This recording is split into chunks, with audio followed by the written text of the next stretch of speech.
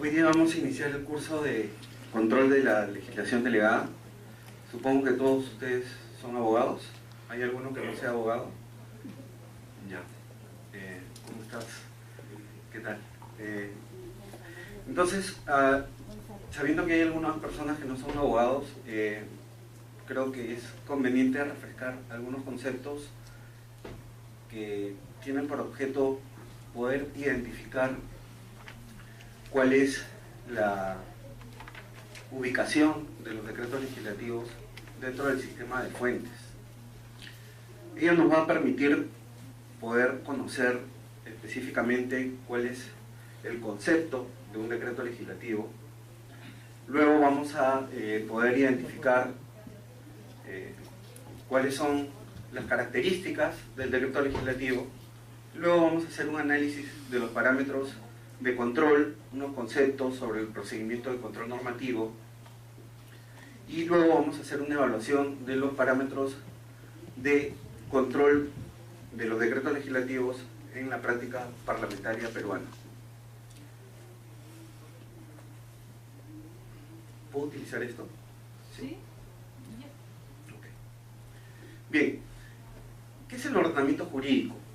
El ordenamiento jurídico es un sistema orgánico, coherente. Esto para los abogados ya lo conocen. Le pido disculpas si que ya lo tienen en memoria, en la cabeza, pero es necesario para los que no son abogados.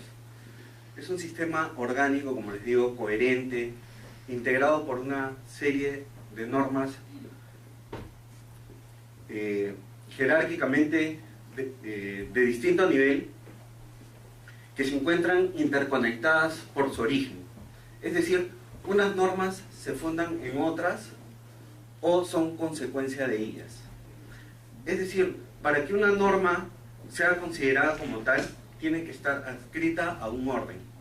Es decir, para que una norma jurídica tiene su validez o fundamenta su validez cuando se encuentra adscrita a un sistema, ¿verdad? Su fundamento de validez se encuentra siempre en una norma superior, y así sucesivamente hasta llegar a la norma fundamental. Pero esta adscripción, esta relación, no es solamente formal, sino que esta adscripción tiene que ser también en función a su compatibilidad material. Es decir, la relación que tiene que existir entre una norma inferior y superior no solamente es formal.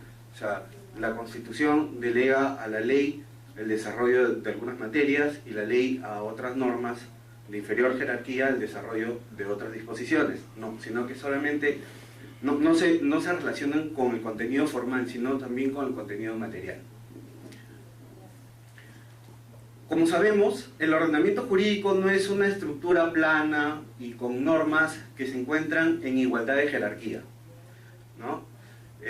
La estructura del ordenamiento jurídico es una estructura jerarquizada, estratificada, y que se rige fundamentalmente por dos criterios técnicos: las categorías y los grados.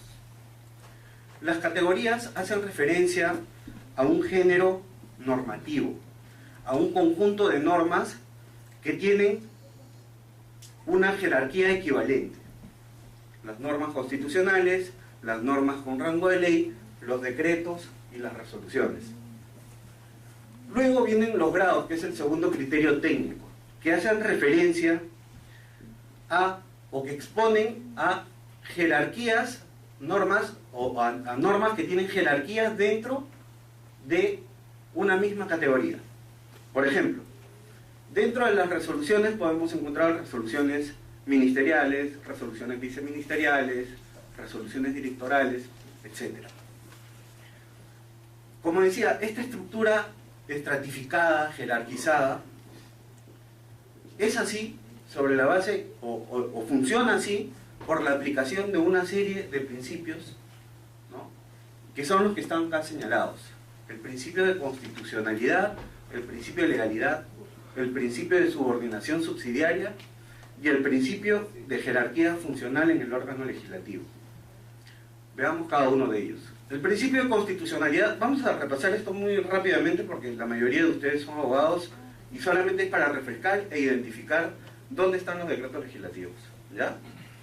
El principio de constitucionalidad tiene que ver con la supremacía de la norma constitucional sobre las demás normas que se encuentran en el sistema. El principio de legalidad tiene que ver con una regla jurídica establecida en el artículo 51 de la Constitución que establece la primacía de la ley sobre las normas de inferior jerarquía. El principio de subordinación subsidiaria establece la prelación de las normas que se encuentran por abajo de la ley, de todas las normas que se encuentran por debajo de la ley. Y el principio de jerarquía funcional en el órgano legislativo expresa que a falta de una asignación expresa, ¿no?, de la competencia del órgano legislativo, se establece la jerarquía en función del órgano que le emite. En el ejemplo que les señalaba, ¿no?, tenemos normas que se encuentran todas en la categoría de resoluciones. Y entonces tenemos resoluciones emitidas por un ministro, resoluciones emitidas por un viceministro, resoluciones directorales. Entonces la jerarquía de estas normas van a estar en función del órgano o de la jerarquía del órgano que las emite. Sobre la base de estos principios se establece la jerarquización de todas las normas de nuestro ordenamiento jurídico. Como vemos, los decretos legislativos en la pirámide jurídica nacional se encuentran dentro de nuestro sistema de fuentes como una norma con rango de ley. Bien, ahora pasemos al siguiente punto. ¿Qué son los decretos legislativos? Los decretos legislativos, como ustedes saben, son una institución normativa que intenta responder legislativamente a situaciones y problemáticas complejas. Estas situaciones están caracterizadas por las dificultades específicas que presenta la regulación de una materia acusadamente técnica.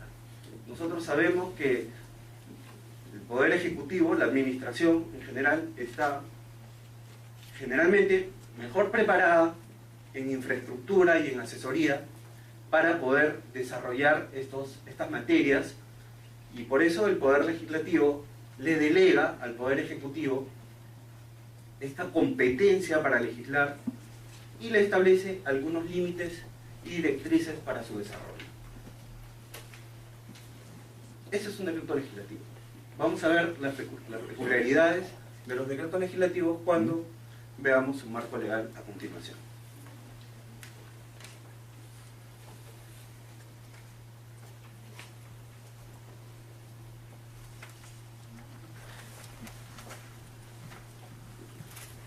Bien, la Constitución Política del Perú establece en su artículo 104 que el Congreso puede delegar en el Poder Ejecutivo la facultad de legislar mediante decretos legislativos sobre la materia específica y por el plazo determinado establecidos en la ley autoritativa.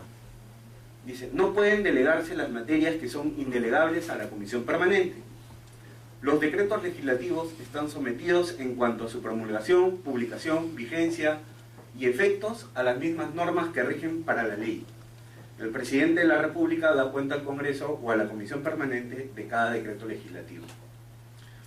A continuación he colocado en esta diapositiva algunas diferencias con relación a la regulación que estaba en la Constitución de 1979. La Constitución de 1979, les voy a leer el artículo constitucional, señalaba lo siguiente. Dice el artículo 188. El Congreso puede delegar en el Poder Ejecutivo la facultad de legislar mediante decretos legislativos sobre las materias y por el término que especifica la ley autoritativa. Los decretos legislativos están sometidos en cuanto a su promulgación, publicación, vigencia y efectos a las mismas normas que rigen para la ley. No decía nada más. Como ustedes pueden apreciar, son tres las diferencias más importantes en relación con la norma anterior, con la norma constitucional anterior. ya hace referencia a la determinación de una materia específica delegada. Antes decía materia nada más. O sea, ya no se refiere al género, sino a la especie. Ya te pide que la ley autoritativa especifique con mayor detalle, con mayor claridad, cuál es el objeto de la delegación. Establece materias indelegables. Lo dice aquí en este segundo párrafo. El artículo 188 de la Constitución del 79 no señalaba cuáles eran las materias indelegables. Y finalmente establece un procedimiento de dación de cuentas que tampoco estaba contenido en el artículo 188 de la Constitución del 79. Aunque, como luego veremos, la ley 25397, la ley de actos de control de los actos normativos del presidente de la República del año 1991-92, por acá tengo la fecha exacta, no recuerdo el año, establecido un procedimiento de control que luego vamos a comentar algunos detalles que van a venir a colación cuando analicemos el artículo 104. ¿Qué temas importantes podemos destacar aquí en este artículo 104 de la norma constitucional vigente? Dice que se puede delegar al Poder Ejecutivo, en el Poder Ejecutivo la facultad de legislar mediante decreto legislativo sobre la materia específica. ¿Cuál es la materia específica?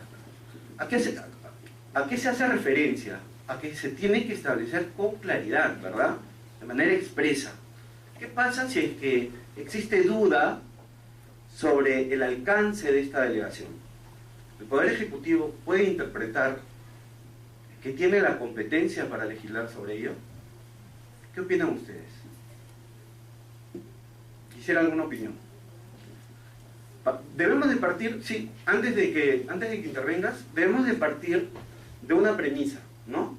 La premisa inicial es el titular de la facultad, de la competencia legislativa, es el Poder Legislativo. Es el titular de la competencia legislativa conforme al principio de separación de poderes. Es un principio ordenador de toda nuestra regulación. Por favor, Santiago.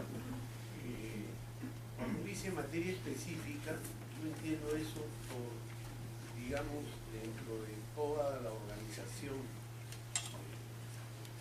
del Poder Ejecutivo, que en este caso el Legislativo le está entregando la facultad de legislar sobre algún aspecto determinado, como por ejemplo la última delegación o la penúltima, en donde se le delegaba a fortalecimiento al Ejecutivo del fortalecimiento, por ejemplo, del sector interior y del sector defensa, y ahora la última al sector salud. Entonces, creo que con eso lo que está haciendo la Constitución es especificando solamente, o sea, dentro de ese marco, la posibilidad de legislar por parte del Ejecutivo. Ok. Miren, cuando voy a adelantar solamente para fines didácticos un ratito a la exposición.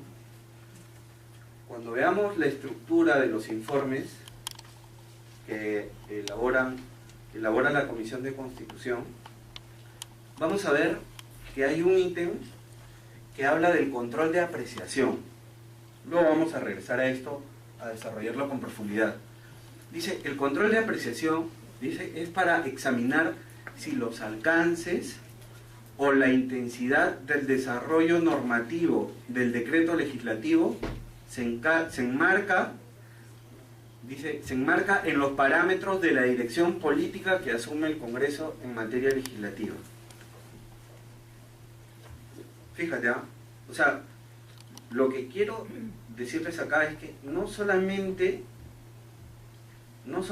se trata de establecer cuál es la materia, sino que se debe de establecer de manera tan clara, ¿ya?, la materia delegada, que quede establecida de manera indubitable cuál es la intención del Poder Legislativo al delegarle al Poder Ejecutivo, ¿no?, la competencia para legislar. Y nosotros vamos a tener, luego, cuando realicemos el procedimiento de control, el problema acá, en el control de apreciación, porque luego van a venir las discusiones, ¿no?, en la Comisión de Constitución y luego en el Pleno del Congreso para determinar cuál fue en verdad la intención del Poder Legislativo al delegarle al Poder Ejecutivo la facultad de legislar, porque van a decir, no, la intención es la que está en la propia norma, porque, bueno, esto es un tema de discusión específicamente jurídica, que dice que cuando una norma ya sale de la esfera del debate político, tiene su propia interpretación, ¿no? Hay varias sentencias del Tribunal Constitucional que dicen que esto es así, ¿no? Bueno, regresaremos luego a este punto. Entonces, lo que decíamos es la materia específica. Ustedes han visto la ley 29.157, la ley que le delega al Poder Ejecutivo la competencia para legislar, para desarrollar los alcances del TLC con los Estados Unidos, ¿no? Se emitieron 100 decretos legislativos. 100. Y eran 4 las materias. No, un poco más, 6. 6 materias. Eran tan extensas que entraba de todo. Regularon ley de notariado, regularon temas tan disímiles como asociaciones público-privadas, de todo. Regularon de todo, compras estatales, aduanas, regularon de todo. ¿Por qué? Porque no hubo la capacidad de poder especificar qué cosa era lo que le delegábamos. Y eso es un problema, nosotros mismos nos ponemos la soga al cuello. Si pudiéramos nosotros poder establecer los límites y las directrices para delegar al Poder Ejecutivo, nos haríamos más fácil el trabajo luego de control. Pero no se puede. Bueno. Otro tema importante, el plazo. El plazo determinado. ¿Qué pasa si el Poder Ejecutivo se le delega, por ejemplo, y por un plazo X y no emite el decreto legislativo? El plazo caducó, ¿verdad? Ya pierde la competencia para emitir el decreto legislativo. ¿Qué ocurre, por ejemplo, para ponerles otro caso, si es que yo, Poder Legislativo, le otorgo al Poder Ejecutivo la facultad para legislar, por ejemplo, sobre asociaciones público-privadas, ¿no? Y le doy un plazo de 90 días. A los 80 días, yo emito la norma. Tengo todavía 10 días más, digo, ¿no? Y me doy cuenta por ahí que en el decreto legislativo que emití, la fregué en una disposición. ¿Tengo la competencia para corregirla? ¿La puedo corregir? Se han dado casos, ¿ah? Los tengo ahí. Los tengo ahí, guardados.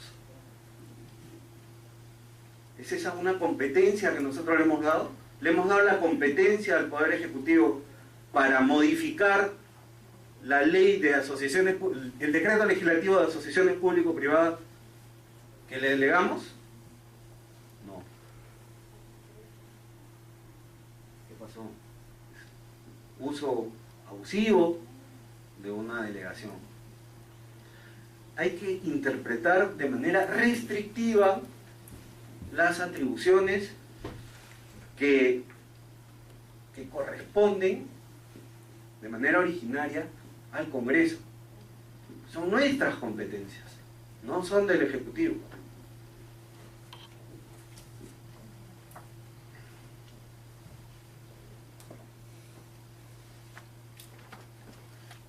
Otro caso que me viene a la memoria es uno relacionado, en relación con el plazo, es uno, luego vamos a ver el procedimiento, ¿eh?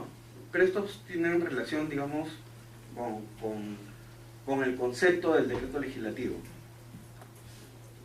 Otro caso es, por ejemplo, cuando la ley autoritativa no define si el plazo es en días útiles o días calendario.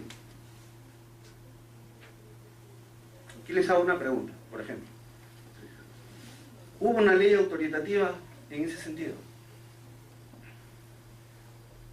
Y ya les he dicho, ¿no? Debemos de interpretarla de manera restrictiva. Pero a la vez, también tenemos que hay una norma, que es la del artículo 130 o 133 de la Ley del Procedimiento Administrativo General, que te dice que en la administración pública, ¿no?, los plazos se deben de computar en días hábiles. ¿Qué ocurre si es que la ley autoritativa no define cuál es la naturaleza del plazo? ¿Qué opinan? ¿Cómo se debe de computar ese plazo? El Poder Ejecutivo está con los tiempos y quiere interpretar que es días hábiles porque no se ponen todavía de acuerdo entre los sectores y le falta todavía que el MEF de repente por ahí dé el visto bueno para que ya el Consejo de Ministros apruebe el decreto legislativo y salga, y están contra la hora, contra el tiempo. ¿Verdad?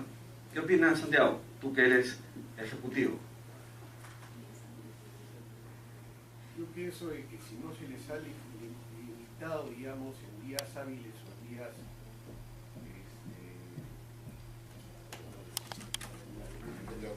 calendario, ellos tratarían de utilizar el tema de los días de calendario.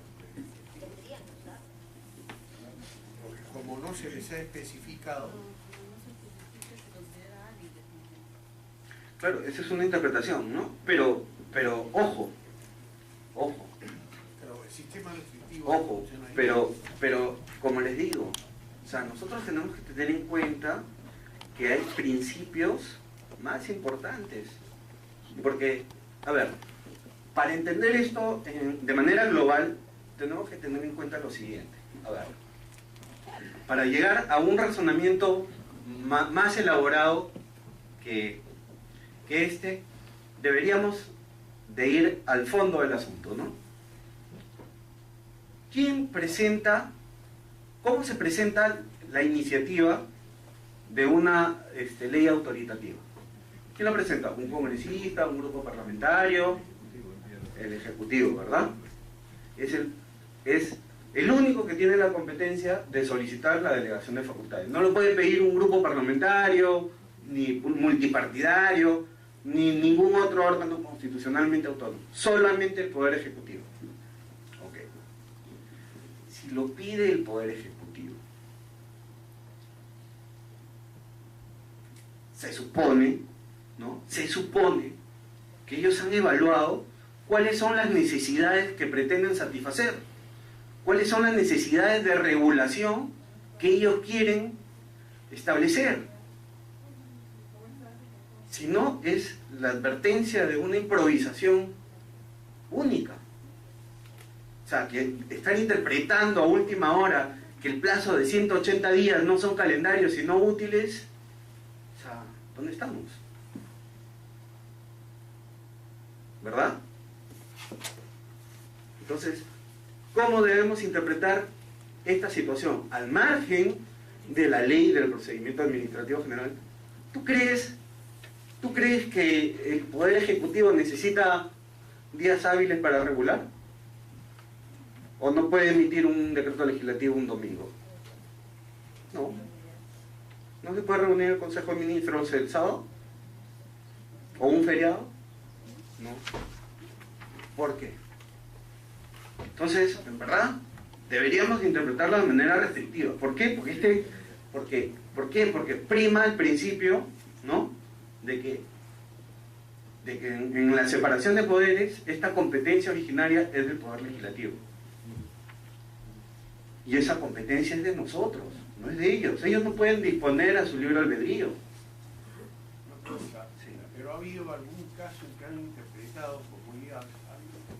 Mira, ¿Ha con cargo a confirmarte este tema, yo no me acuerdo cómo opiné la vez pasada, pero tú sabes que hay que darle la salida pues siempre a los operadores, ¿no?, políticos, pero me parece que fue por el lado de que eran días calendarios nada más. No recuerdo con precisión, pero me acuerdo mucho de la problemática, ¿no?, de la problemática y la discusión y de la evaluación de ambos escenarios, ¿no?, de la aplicación restrictiva o extensiva y de la norma de la ley del procedimiento administrativo general y toda esta discusión que se generó, ¿no? Pero ven lo importante que es este punto, ¿no? O sea, ¿hasta dónde nos lleva? Bien. Y solamente vamos a ver el primer párrafo. No pueden delegarse las materias que son indelegables a la comisión permanente.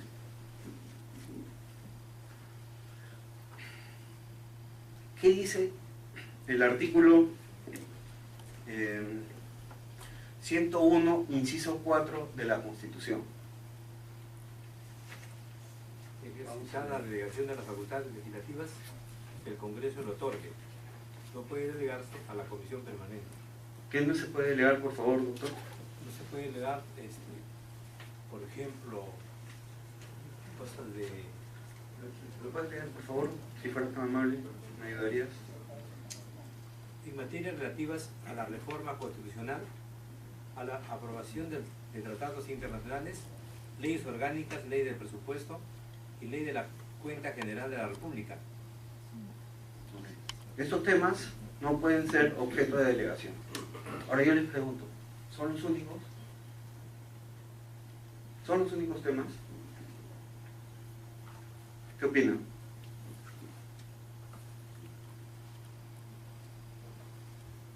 En estricto debería, alguien me dice, sí, pues son los únicos que dice la Constitución, no hay ningún otro. A ver, ¿qué dice el artículo 79? El artículo 79 sobre, solo para generar un debate, ¿no?, una discusión, porque nada está dicho, en el derecho hay argumentaciones de uno u otro lado, ¿no? En el último párrafo del artículo 79. Solo por ley expresa, aprobada por 2/3 de los congresistas, puede establecer selectiva y corporalmente un tratamiento tributario especial para una determinada zona del país. Gracias. Esta es la zona de tratamiento tributario especial, ¿no?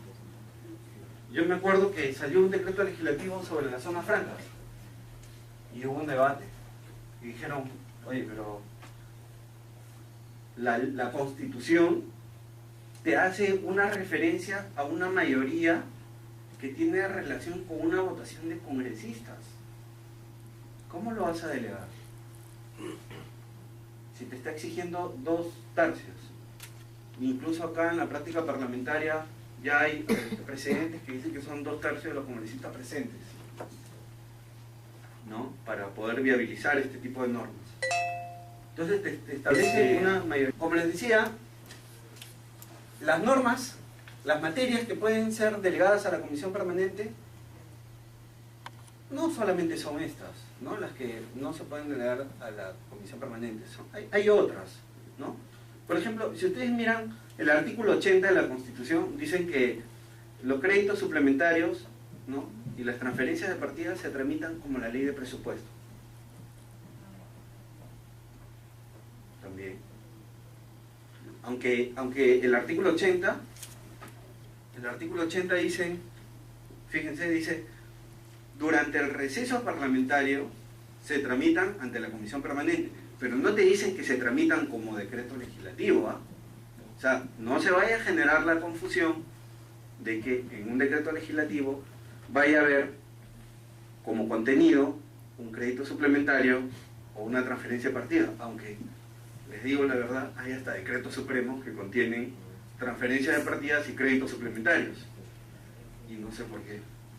En la comisión hay decretos de urgencia y decretos supremos que contienen estas materias, créditos suplementarios y transferencias de partidas, y en una infinidad de oportunidades se ha señalado este asunto de que no se puede digamos, en un decreto de urgencia o en un decreto supremo, digamos, disponer de créditos suplementarios ni de transferencia de partidas. Sobre el particular, les comento que la Defensoría del Pueblo en el año 2008 emitió un informe bien interesante. Espero que en la próxima clase voy a apuntarlo para traerles la copia de este informe, donde dice que como los decretos de urgencia pueden contener materia económica y financiera, y los créditos suplementarios y las transferencias de partidas son las herramientas a través de las cuales el Estado, ¿no?, regula la materia económica y financiera, ¿no?, la administración de la hacienda pública, sería un contrasentido que no lo pueda hacer a través de los decretos de urgencia. Bueno, podría ser, ¿no?, una salida, pero ya un decreto supremo, por favor, ¿no? Lo que sí es claro que no se puede a través de un decreto legislativo. Ya sería pues una locura que el Congreso le diga: te delego la facultad de emitir créditos suplementarios.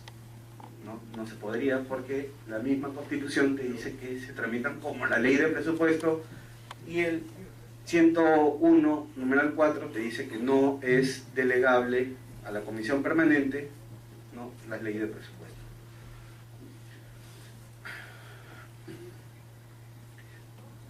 Tercer párrafo.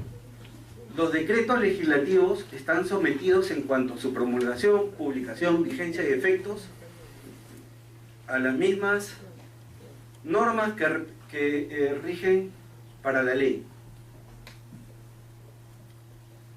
Esta disposición, que como les había leído también estaba en el artículo 188 de la Constitución del 79, es bien particular, porque te dice que es igual que una ley, pero la ley de control de los actos parlamentarios del Poder Ejecutivo, o del Presidente de la República, ese es el nombre, y la tengo acá, establecía la posibilidad, déjenme leerles el documento: Ley de Control Parlamentario sobre los actos normativos del Presidente de la República. Este es del año 1992, 3 de febrero de 1992. Algunos dicen que era, ¿no?, la excusa del golpe de Estado, ¿no? Dice, fíjense, en el artículo 15 de la ley, miren el alcance, ¿eh?, norma que estaba en la Constitución del 79. Dice: la ley autoritativa que delega facultades legislativas en materia de leyes orgánicas puede contener disposiciones que condicionan la vigencia de los decretos legislativos dictados a su amparo al resultado de un procedimiento de control previo por el Congreso. El control previo por el Congreso, que se refiere al párrafo anterior, no impide ejercer la atribución prevista en el numeral 1 en el artículo 186 de la Constitución Política. Control previo. Así estaba en esta ley, pero ya en la práctica parlamentaria se había dado. Yo tengo acá dos casos muy interesantes que los rescatan. No los tengo yo porque, bueno, son más antiguos que mi memoria. Son del año 80 y pico, 89. Por ejemplo, en la ley 24.971, con ocasión de la Ley de Financiamiento del Presupuesto de 1989, en uno de sus artículos se confirió una delegación al Poder Ejecutivo, y en esta se establecía que el decreto legislativo que se emita como consecuencia de esta delegación sería sometido a la revisión y aprobación de una comisión bicameral. Fíjate, ¿no? O sea, antes de que la norma tenga vigencia, primero un control por parte de la Cámara, de las cámaras. Otro ejemplo es la ley 25.104, que le delegó al Poder Ejecutivo la facultad de dictar la ley orgánica del Poder Judicial. Por eso es que la ley orgánica del Poder Judicial era decreto legislativo, pues. Y porque ahora ya no se puede, no se puede delegar leyes orgánicas, ¿no? Dice que debería, la ley orgánica del Poder Ejecutivo debería ser sometido a un informe previo de una comisión especial revisora que estaba integrada por representantes del Senado, la Cámara de Diputados, del Poder Ejecutivo. Contrasentido, porque los decretos legislativos están sometidos en cuanto a su promulgación, publicación, vigencia y efectos a las mismas normas que rigen para la ley. La ley no tiene condiciones. Sale de frente. Tiene su vigencia. Y los decretos legislativos, de acuerdo a la ley de control, tenían su vigencia a partir del 16º día siguiente de su publicación. Acá, con esta norma, a partir del día siguiente de su publicación, ¿no? Como ustedes conocen, el Parlamento es el órgano central del ejercicio del control del poder en las sociedades modernas. Estas tienen una serie de herramientas para poder supervisar a los demás órganos del Estado, ¿no? Que se exceden y sobrepasan en el uso de sus atribuciones. César Landa hace una clasificación, me parece muy interesante, sobre los controles, sobre el control político que específicamente ejerce el Congreso, ¿no? Porque hay tres controles en la sociedad, ¿no? El control social, el control político y el control jurisdiccional, el control jurídico.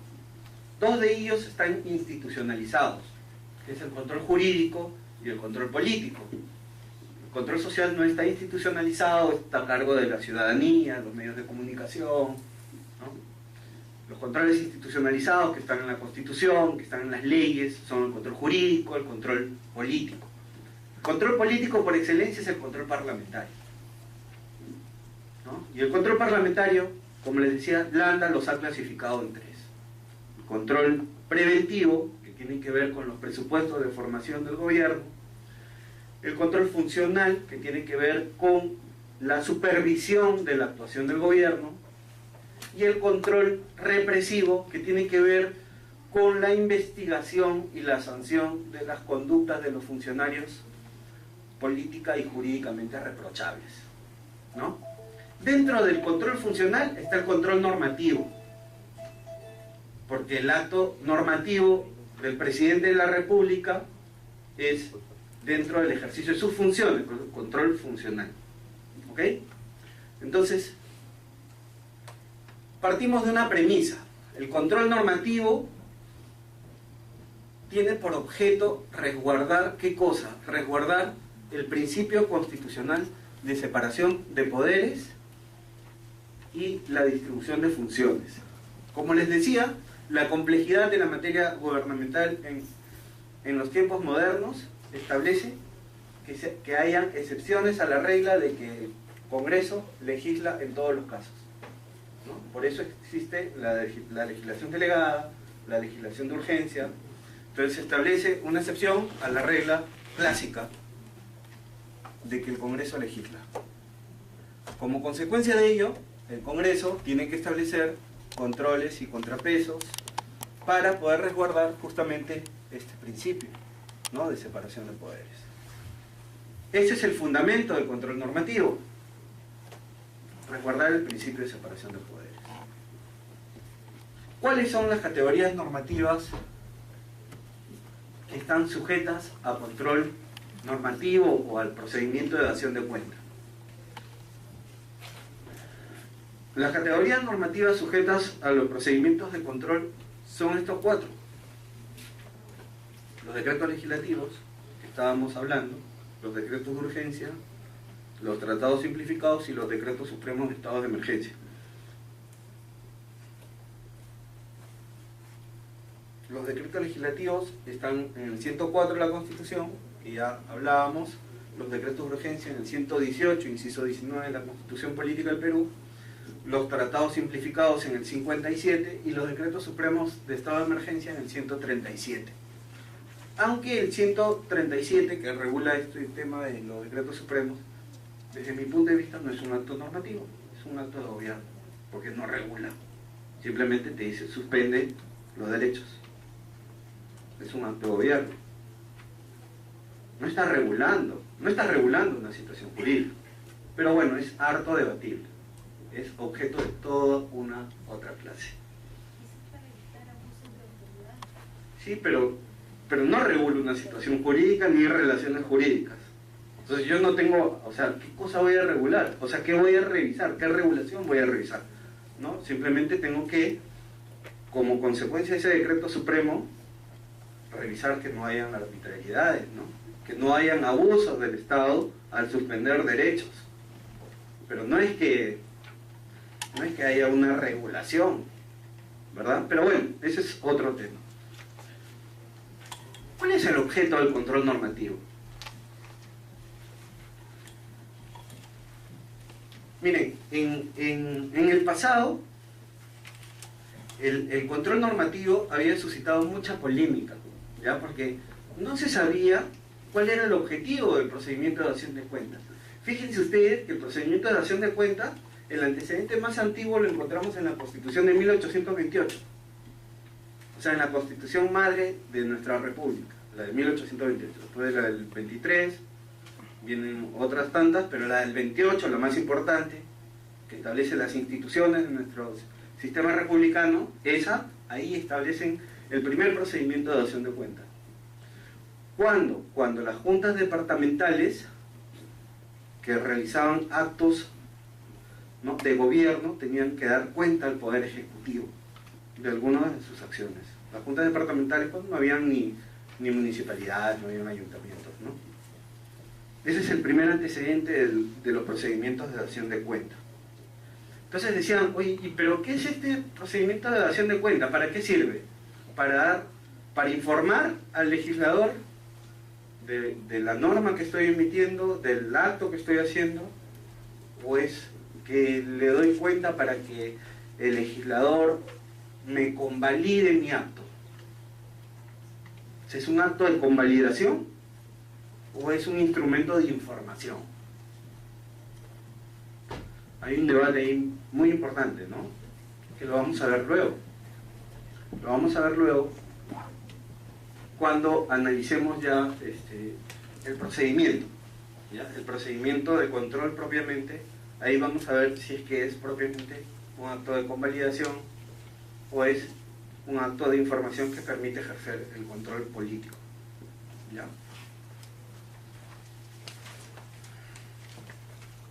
Bien, vamos a obviar, digamos, las referencias históricas a cada una de las categorías normativas que están sujetas al procedimiento de control para ir ya directamente a los parámetros de control de los decretos legislativos.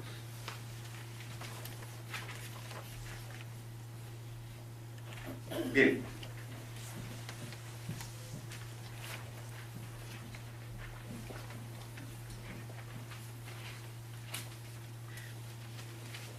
Esta es la base legal del procedimiento de control de la legislación delegada, ¿no? El 101 inciso 4 y el 104. El 104 establece el procedimiento de dación de cuenta, el 101 inciso 4 la materia indelegable y el 90 desarrolla el procedimiento. Y te dice qué cosa es el objeto, cuál es el objeto del control. El artículo 90 del reglamento señala lo siguiente. Dice, la comisión informante, literal C, la comisión informante presenta dictamen obligatoriamente en un plazo no mayor de 10 días. Decretos en el caso contravengan la constitución política o excedan el marco de la delegación de facultades otorgado por el Congreso, recomienda su derogación o su modificación para subsanar el exceso o la contravención sin perjuicio de la responsabilidad política de los miembros del Consejo de Ministros. Entonces los dos parámetros son la Constitución y la ley autoritativa, ¿verdad? ¿Cómo verifico yo si un decreto legislativo es conforme a la Constitución? Para ello tengo que recurrir a las herramientas, ¿no? A las herramientas que me proporciona el derecho para verificar las infracciones a la Constitución. Y esas están en el Código Procesal Constitucional. ¿Cuáles son?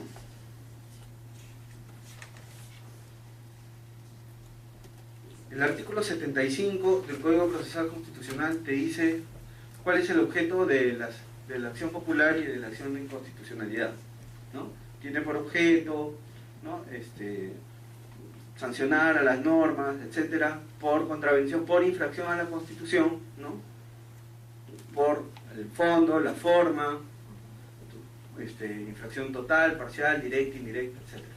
Entonces, estos son los parámetros que nosotros tenemos que revisar para saber si es que una norma es compatible con la Constitución o no, para determinar justamente su parámetro de compatibilidad con la Constitución.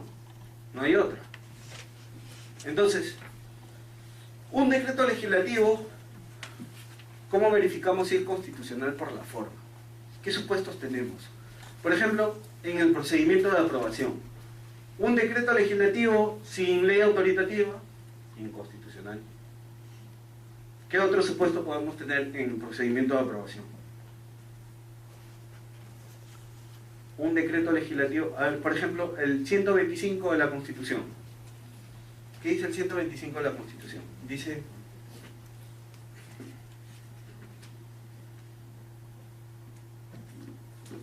son atribuciones del Consejo de Ministros aprobar los decretos legislativos y los decretos de urgencia que dicta el presidente de la República, ¿no? Entonces, ¿qué significa esto del procedimiento de aprobación? Significa que la inconstitucionalidad por la forma es un quebrantamiento del procedimiento de aprobación previsto en la Constitución para la emisión de un decreto legislativo. O sea, el decreto legislativo requiere de dos presupuestos. Primero, la ley autoritativa, y segundo, de tu acuerdo del Consejo de Ministros, la aprobación del Consejo de Ministros, ¿no? O sea, con todas sus reglas, que el acuerdo sea por mayoría, todo este requisito, ¿no? Entonces, si supera esto, pasamos el procedimiento de aprobación.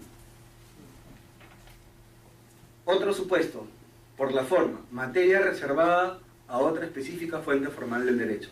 Lo que decíamos, ¿no?, que no sea una materia que no pueda ser delegada a la comisión permanente. Una ley orgánica, le delegamos lo que decía el doctor, ¿no? Le delegamos la ley de recursos, la ley orgánica de recursos naturales. Evidentemente es inconstitucional por la forma. ¿Por qué? Porque no se puede delegar. Esa no es una inconstitucionalidad por el fondo, ¿ah?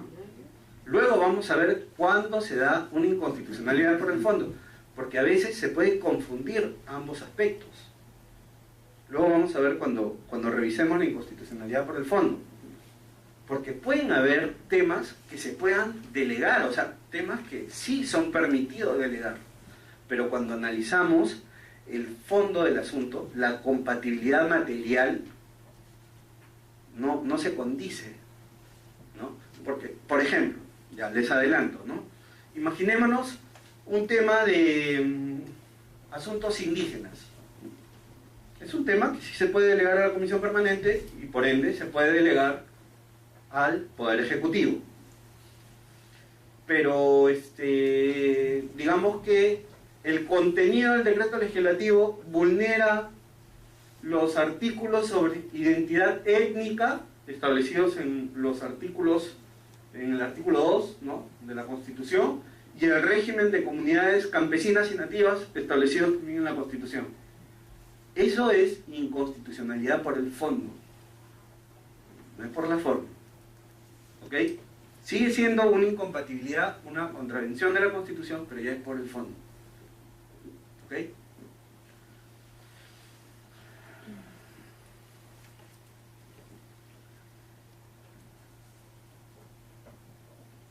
Bien, y finalmente, un órgano no competente. Bueno, no se me ocurrió en verdad, esto es un tema que está en la doctrina. Un órgano no competente, no se me ocurre pues que un órgano no competente le delegue al Poder Ejecutivo la facultad de legislar. Mejor no hay ningún ejemplo porque me parece que no se presenta en este caso un supuesto, ¿no? Sí, inconstitucionalidad para el fondo, bueno, es cuando la materia regulada resulta contraria a algunos derechos, principios o valores constitucionales. Derechos, principios o valores constitucionales. Son tres temas distintos, ¿ah? Por ejemplo, derechos, el derecho a la vida, a la salud. Principios, principio de separación de poderes, ¿no? Valores, valores democráticos. Son tres cosas distintas que están en una Constitución.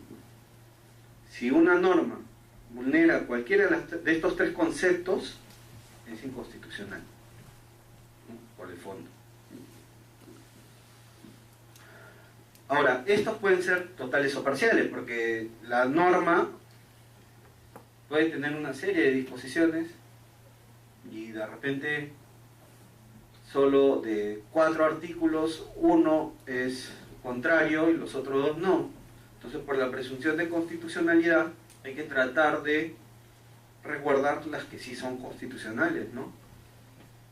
Y en esos casos, cuando son parciales, la opción del legislador debe ser modificarlas, y cuando son totales, derogarlas, ¿no? Derogarlas. Y fíjense ustedes que la ley de control de los actos normativos del presidente de la República, la ley esta del año 92, no permitía las modificaciones. Les voy a leer lo que dice el artículo, dice la ley dice en su artículo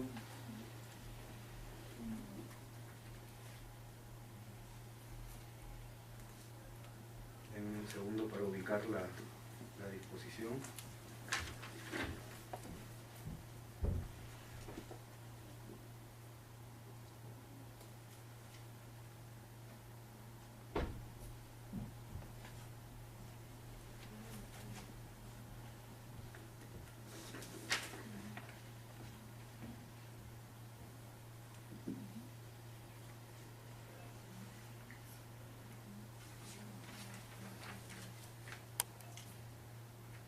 Dice, realizado, artículo 20, realizado el trámite a que se refiere el artículo anterior, o sea, el trámite de dación de cuenta del decreto legislativo, y a más tardar el primer día útil siguiente, el presidente del Congreso o de la Comisión Permanente, según el caso, remite copia a las comisiones de Constitución y Leyes Orgánicas de ambas cámaras o a la que señale la ley autoritativa de los decretos legislativos puestos a su conocimiento para su estudio en el plazo improrrogable de 30 días útiles. Las citadas comisiones emiten dictamen solo en el caso que consideren que el o los decretos legislativos han excedido el marco legal autoritativo o que hayan contravenido la Constitución. En ambos casos, las comisiones recomendarán su derogatoria. ¿No dice modificación? ¿No? Qué raro. Es una deficiencia esta norma.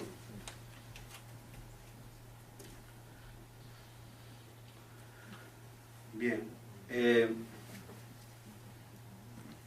Inconstitucionalidad directa o indirecta. Es cuando la infracción se refiere a la contravención de una disposición de la propia Constitución, es una infracción directa. Y cuando se refiere a la contravención de una disposición de una norma con rango de ley que la propia Constitución ha establecido que es parámetro de constitucionalidad, o sea, bloque de constitucionalidad, es indirecta. ¿Ok? Bien, ¿qué otros parámetros hay para poder determinar si es que un decreto legislativo es constitucional o no? Hay dos más. Los precedentes vinculantes del Tribunal Constitucional. Yo tenía una broma sobre los precedentes, pero luego se las voy a contar. La de los precedentes, sí. ¿La sabes? ¿No? Ya. De los precedentes vinculantes del Tribunal Constitucional y los tratados sobre derechos humanos y las interpretaciones vinculantes de sus disposiciones. Los precedentes vinculantes son las reglas jurídicas que se desprenden o crean a propósito de la resolución de un caso concreto por parte del Tribunal Constitucional, ¿no? Y que son de aplicación obligatoria por todas las entidades del Estado. Son vinculantes para todo el Estado. Y por ello, cuando nosotros hacemos el procedimiento de control, las tenemos que observar. Este precedente vinculante, a diferencia de los precedentes que establece el Poder Judicial, que son de carácter vertical, porque ordenan para todo el aparato de justicia, ¿no? A diferencia de ellos, en el caso de los del Tribunal Constitucional, sí son para todo el Estado, para toda la administración. Por eso nos obligan. Entonces, este también es un... sí. En ese caso, ¿cuál es la diferencia en la jurisprudencia entre el Tribunal Constitucional y el Poder Judicial? ¿Había alguna diferencia? Sí, claro. La diferencia es la que te digo. O sea, el precedente del Poder Judicial es obligatorio para todos los jueces, hacia abajo. La del Tribunal Constitucional, cuando es declarado precedente vinculante conforme al artículo 7 del título preliminar del Código Procesal Constitucional, es vinculante para todas las entidades de la administración. Congreso, Jurado Nacional de Elecciones, todos, para todos, de aplicación obligatoria. Es como si fuera una ley, ¿no? Como si fuera una ley. Y el último parámetro es los tratados sobre derechos humanos y las interpretaciones vinculantes. Fíjense, la cuarta disposición final y transitoria de la Constitución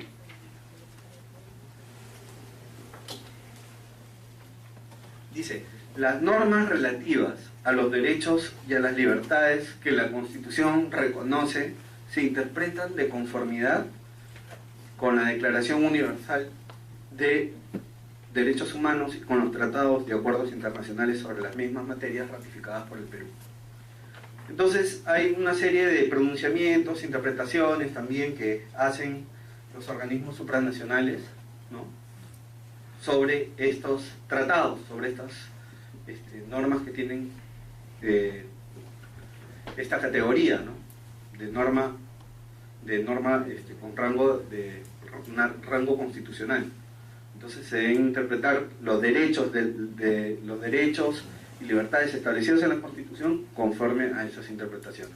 Entonces tenemos que también tener en cuenta esas interpretaciones al momento de evaluar un decreto legislativo, ¿no? Ese también es un parámetro de evaluación del decreto legislativo cuando lo analizamos en su integridad.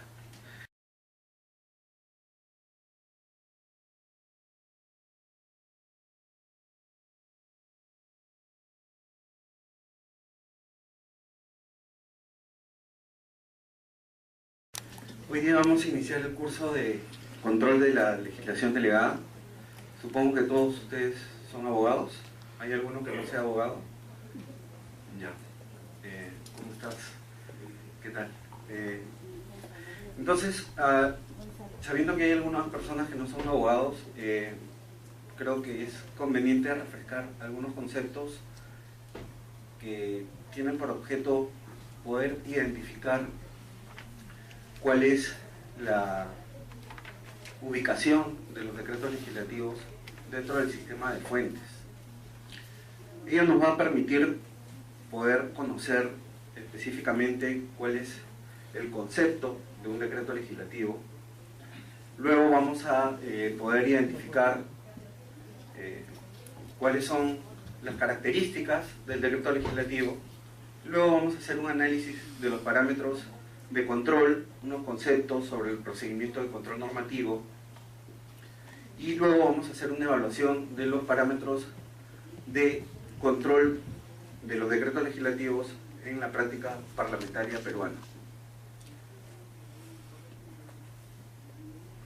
¿Puedo utilizar esto? Sí. Okay. Bien, ¿qué es el ordenamiento jurídico? El ordenamiento jurídico es un sistema orgánico, coherente.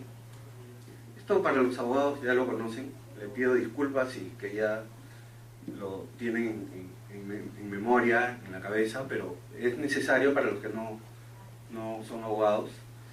es un sistema orgánico, como les digo, coherente, integrado por una serie de normas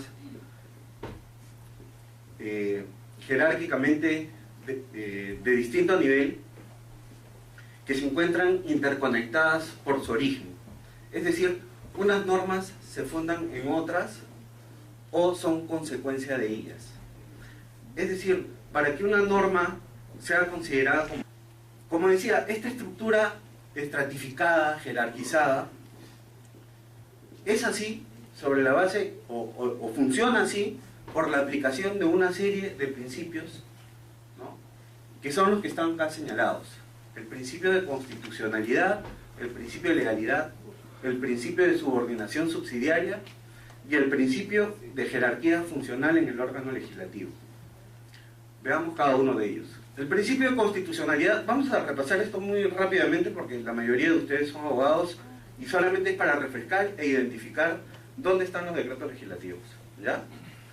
El principio de constitucionalidad tiene que ver con la supremacía de la norma constitucional sobre las demás normas que se encuentran en el sistema.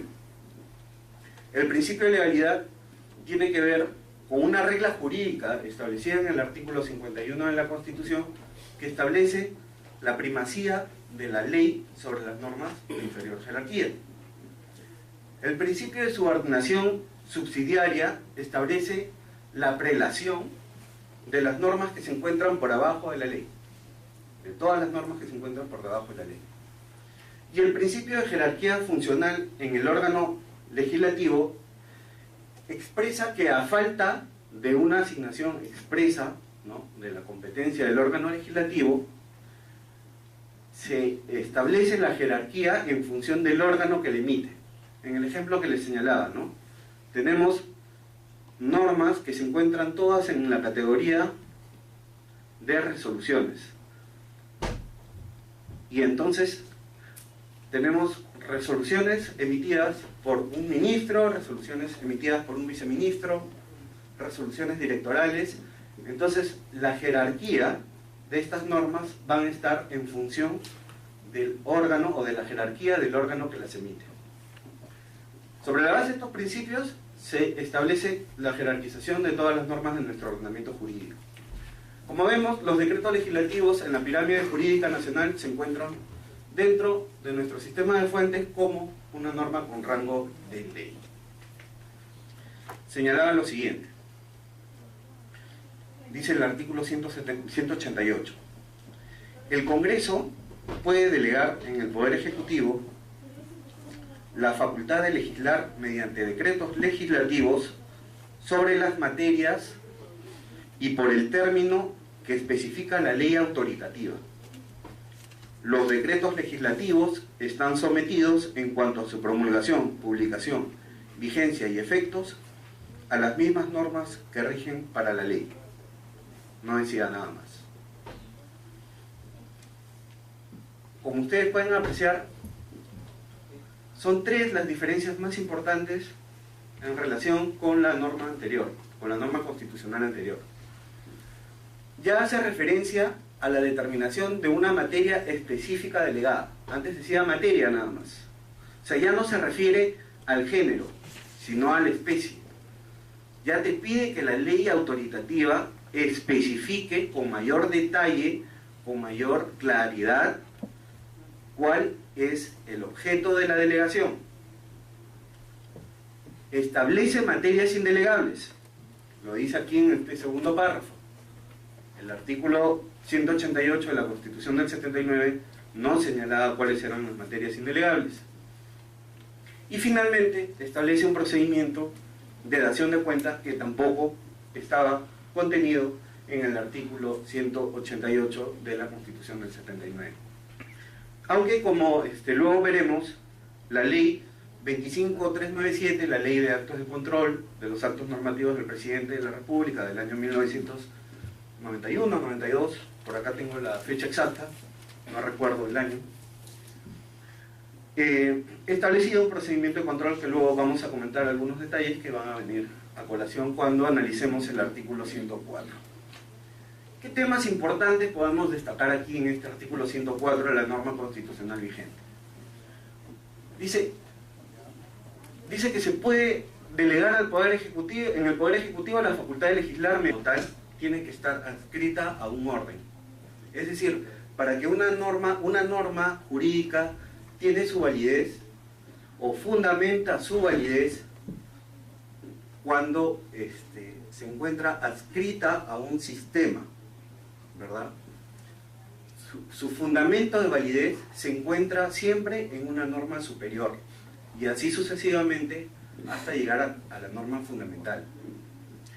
Pero esta adscripción, esta relación, no es solamente formal, sino que esta adscripción tiene que ser también en función a su compatibilidad material. Es decir, la relación que tiene que existir entre una norma inferior y superior no solamente es formal.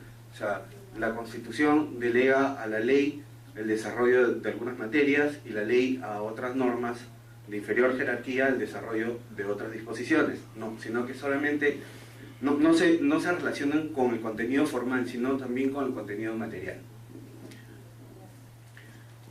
Como sabemos, el ordenamiento jurídico no es una estructura plana y con normas que se encuentran en igualdad de jerarquía, ¿no? La estructura del ordenamiento jurídico es una estructura jerarquizada, estratificada, y que se rige fundamentalmente por dos criterios técnicos: las categorías y los grados. Las categorías hacen referencia a un género normativo, a un conjunto de normas que tienen una jerarquía equivalente. Las normas constitucionales, las normas con rango de ley, los decretos y las resoluciones. Luego vienen los grados, que es el segundo criterio técnico, que hacen referencia a, o que exponen a jerarquías, normas, o a normas que tienen jerarquías dentro de una misma categoría. Por ejemplo, dentro de las resoluciones podemos encontrar resoluciones ministeriales, resoluciones viceministeriales, resoluciones directorales, etc. Bien, ahora pasemos al siguiente punto. ¿Qué son los decretos legislativos? Los decretos legislativos, como ustedes saben, son una institución normativa que intenta responder legislativamente a situaciones y problemáticas complejas. Estas situaciones están caracterizadas por las dificultades específicas que presenta la regulación de una materia acusadamente técnica. Nosotros sabemos que el Poder Ejecutivo, la administración en general, está generalmente mejor preparada en infraestructura y en asesoría para poder desarrollar estas materias, y por eso el Poder Legislativo le delega al Poder Ejecutivo esta competencia para legislar y le establece algunos límites y directrices para su desarrollo. Ese es un decreto legislativo. Vamos a ver las peculiaridades de los decretos legislativos cuando veamos su marco legal a continuación.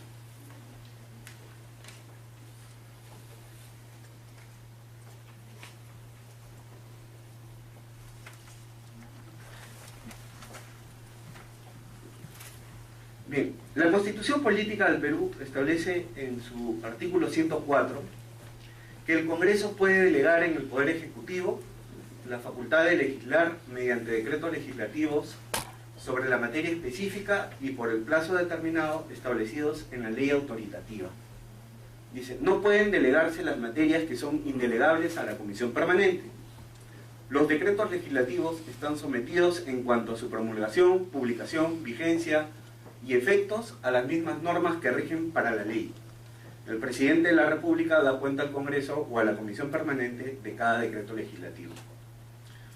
A continuación he colocado en esta diapositiva algunas diferencias con relación a la regulación que estaba en la Constitución de 1979. La Constitución de 1979, les voy a leer el artículo constitucional,